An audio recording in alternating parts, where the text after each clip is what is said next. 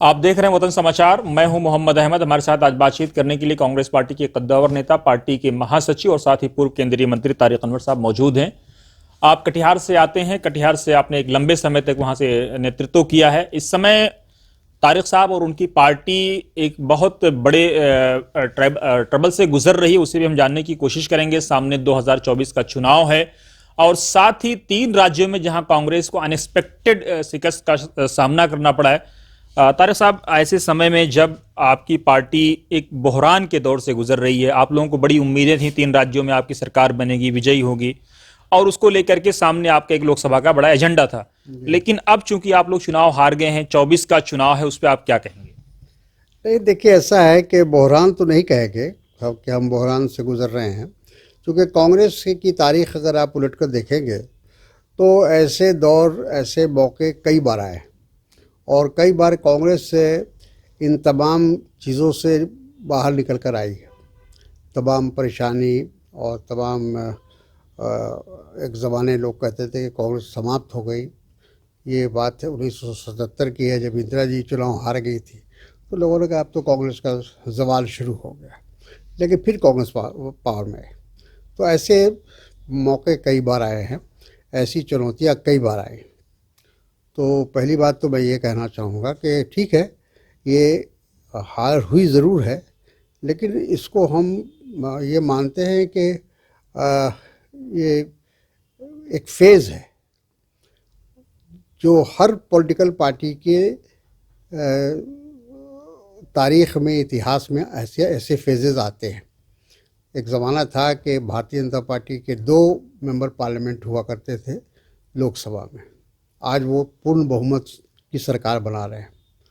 तो ये इस बात का सबूत है कि पार्टियां अगर काम करती रहती हैं लोगों के बीच में, आवाम के बीच में, तो फिर लोगों को एहसास होता है।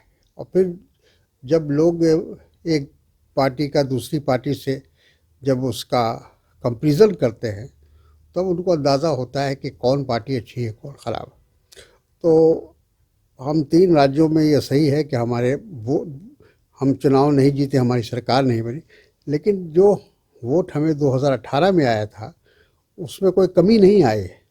और अगर 4 राज्यों का चुनाव का जो रिज़ल्ट है, अगर उसको आप जोड़ लीजिए तो हमको 10 लाख वोट ज़्यादा भारतीय जनता पार्टी से आया, लेकिन हम उसको सीटों में तब्दील नहीं कर पाए।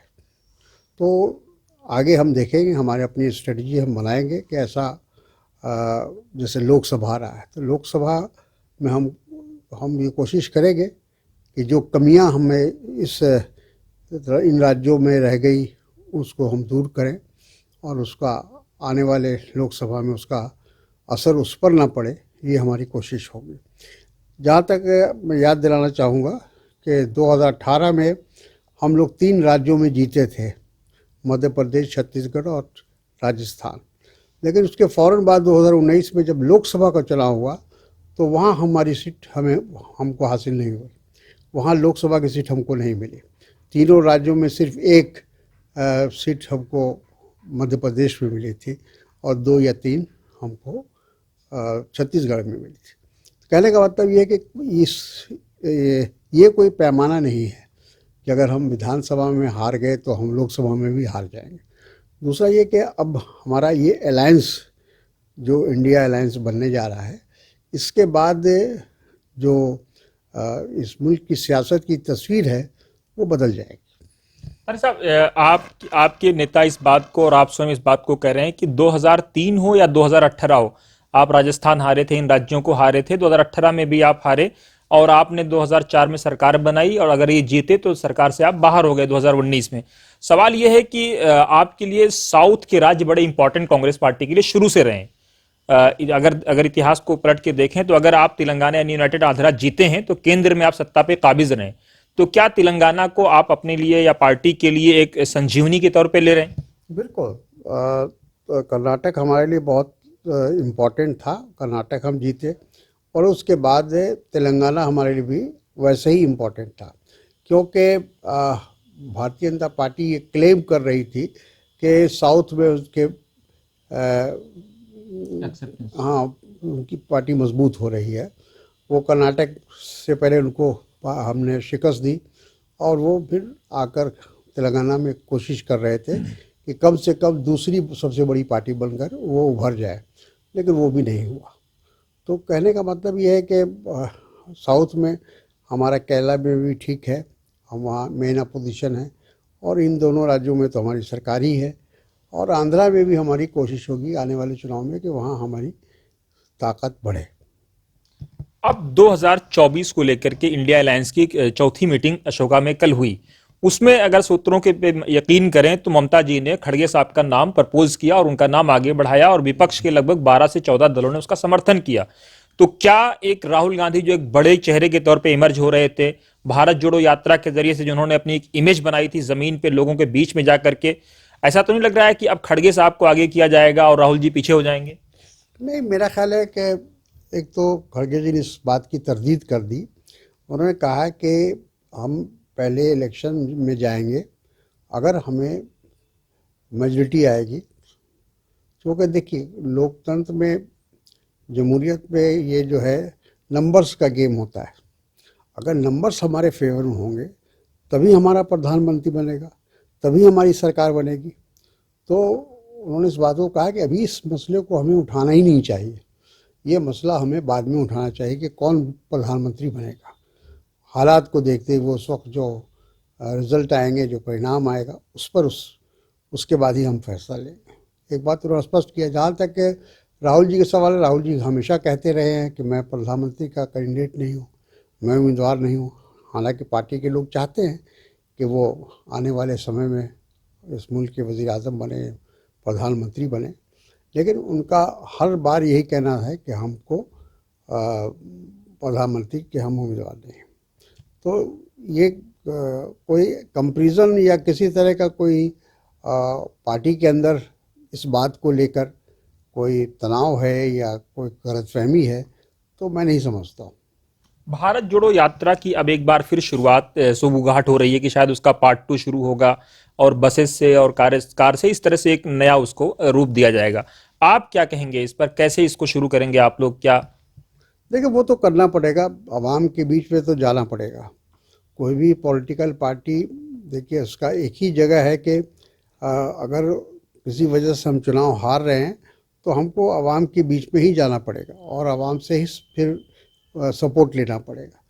तो मैं समझता हूँ कि राहुल जी की जो पहली यात्रा थी भारत जोड़ो, वो बहुत कामयाब रही और उसका बहुत सारा असर भी हुआ, इलेक्शन पे भी उसका असर हुआ, हम इसको कम मानने को तैयार हैं। और साथ में अब जब वो निकलेंगे, चूँकि लोकसभा चुनाव से पहले अगर उनकी यात्रा होगी, क्या शक्ल सूरत होगी, क्या रोड मैप होगा, अभी कहना मुश्किल है, वो तैयार किया जा रहा है। लेकिन अगर वो निकल पड़े तो मुझे यकीन है कि आने वाले लोकसभा पर उसके रिज़ल्ट पर बहुत ज़्यादा असर पड़ेगा। एक सवाल और है तारिक साहब कि आप तो संगठन के आदमी शुरू से रहे हैं और पक्ष और विपक्ष दोनों जगहों पे आपका नाम बड़ी इज्जत से लिया जाता है, इसको आप माने या ना माने। प्रधानमंत्री मोदी भी आपकी बड़ी रिस्पेक्ट करते हैं अगर दिगर हवाले से इस खबरों पे यकीन किया जाए। सवाल यह है कि आप संगठन को कहाँ देखने कांग्रेस पार्टी, क्योंकि कई बार कहा जाता है कांग्रेस आइडियोलॉजिकल पार्टी है, इसको संगठन कैडर की जरूरत नहीं है, कई बार कहा जाता है कैडर की जरूरत है। आपने तो संगठन लीड किया है और बहुत कामयाब चलाया है। देखिए, हमको लगता है कि दोनों चीज़ों पर ध्यान देने की आवश्यकता है, ज़रूरत है।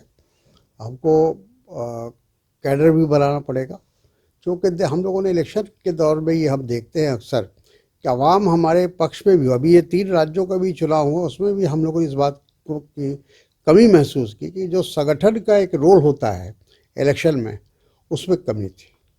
हमारा जो बूथ पर जो हमारा वर्कर होता है या बूथ एजेंट होता है, वो बहुत मजबूत होना चाहिए। जैसे भारतीय जनता पार्टी या उनके संघ परिवार के तमाम लोग उस काम में लग जाते हैं और उसका उनको फ़ायदा पहुंच जाता है। तो हम लोगों को देखना पड़ेगा कि हमारा बूथ से लेकर स्टेट तक और स्टेट से लेकर नेशनल लेवल पर सभी जगह संगठन का जो ढांचा है वो मजबूत हो और उसके अंदर एक कन्विक्शन हो। मतलब सिर्फ इतना ही नहीं कि जब तक के वर्कर आपका उसके अंदर जुनून नहीं होगा कि हमको ये चुनाव जीतना है या हमारे उम्मीदवार को जिताना है, तब तक वो होता नहीं है, फॉर्मेलिटी करने से नहीं होगा। तो इसलिए हम समझते हैं कि हम लोगों को दोनों चीज़ों पर ध्यान देने की आवश्यकता है। एक तो कैडर बिल्डिंग की भी काम करना चाहिए, क्योंकि वही कैडर वोट दिलाएगा, वही वोटर्स को बूथ तक पहुंचाएगा। और जहाँ तक आवाम को अपने साथ लेकर चलना, ये बात सही है कि कांग्रेस पार्टी एक अवामी पार्टी रही है, एक अवामी मूवमेंट रहा है, तो उससे भी हम इनकार नहीं कर सकते। लेकिन आज की तारीख में हमको लगता है कि दोनों को बैलेंस करके चलना पड़ेगा। अरे साहब, कभी आप लोग थाना लेवल तक की कमेटियां बनाते थे, लेकिन आज वो कमेटियां कहीं कांग्रेस पार्टी में उसका जिक्र भी नहीं होता। इतना नीचे आप लोग कैडर लेके जाते थे, लेकिन आज वो कैडर क्यों खो गया? कहाँ ऐसी कौन सी गलती हुई कांग्रेस पार्टी से? नहीं, देखिए, वही बात है कि हम लोगों ने कैडर बिल्डिंग पर उतना ध्यान नहीं दिया। और हमारी एक समझ ये भी थी कि अवाम हमारे साथ है, अवाम को लेकर हम चलेंगे। और मास बेस्ड पार्टी कहा जाता था कि कांग्रेस एक मास बेस्ड पार्टी है। हालांकि आज भी मास बेस्ड पार्टी है, लेकिन उसके साथ साथ उस मास को, वोटर को अपने समर्थन में कन्वर्ट करने में कैडर का बड़ा रोल होता है।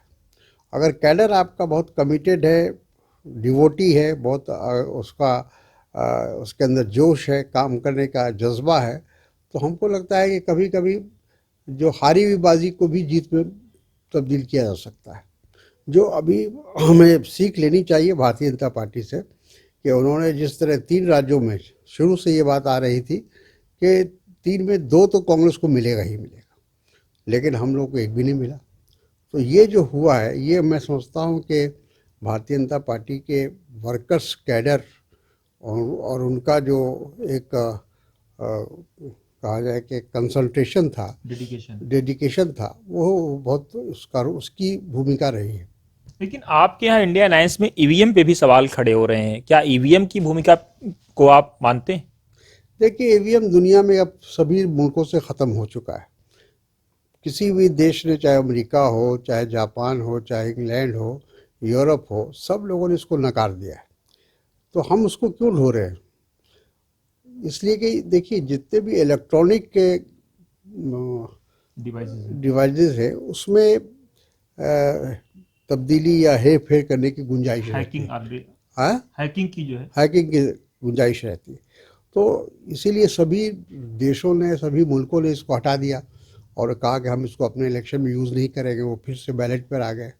तो जब सब लोग कर रहे हैं, सब लोग इस बात को महसूस कर रहे हैं, तो हमारे इलेक्शन कमीशन को भी महसूस करना चाहिए और ये कहना चाहिए कि जब दुनिया में कहीं यूज़ नहीं हो रहा है, तो भाई खाली भारत में होगा या हिंदुस्तान में होगा। अरे साहब, एक आखिरी सवाल, राहुल गांधी को लेकर के, ये खास तौर से जो मुसलमान तबका है या दलित हैं या आदिवासी हैं, उनको बड़ी उम्मीदें हैं कि साहब ये ओपनली बोलते हैं।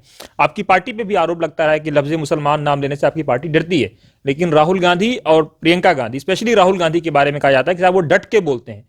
जब मोहम्मद शमी को ट्रोल किया गया तो विराट कोहली और राहुल गांधी ही सामने आए, और तमाम ऐसे मौके आप देख लें, दलितों का जब मामला हुआ हो।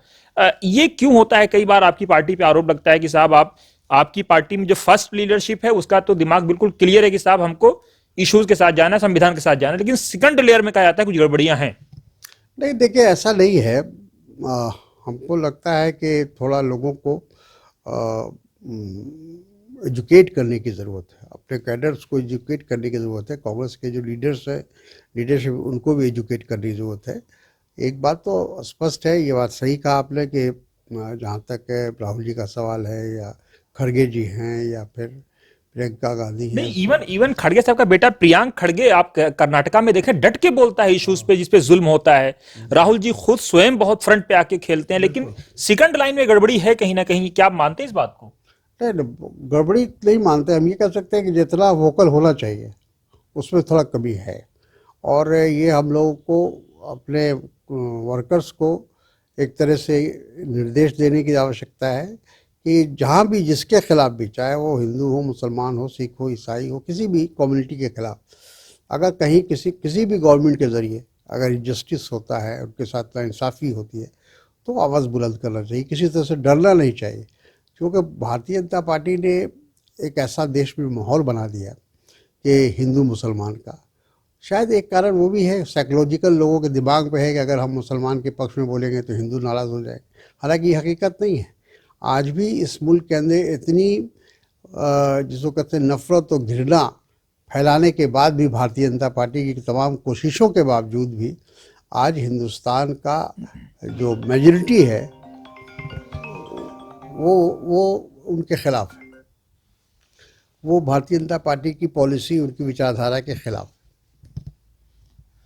तो ये थे कांग्रेस पार्टी के नेता तारिक अनवर साहब, जिनका साफ कहना है कि कांग्रेस पार्टी कैडर के साथ साथ विचारधारा की पार्टी है और ये इस बात को मानते हैं कि अपने वर्कर्स को एजुकेट करने की जरूरत है, उनको जमीन पर उतार करके ये बताने की जरूरत है कि संविधान क्या है, संविधान के मूल्य क्या है। जुल्म किसी के साथ हो, उसका धर्म, उसकी जाति ना देखी जाए, बल्कि जुल्म को देखा जाए और उसको इंसाफ दिलाने की कोशिश की जाए।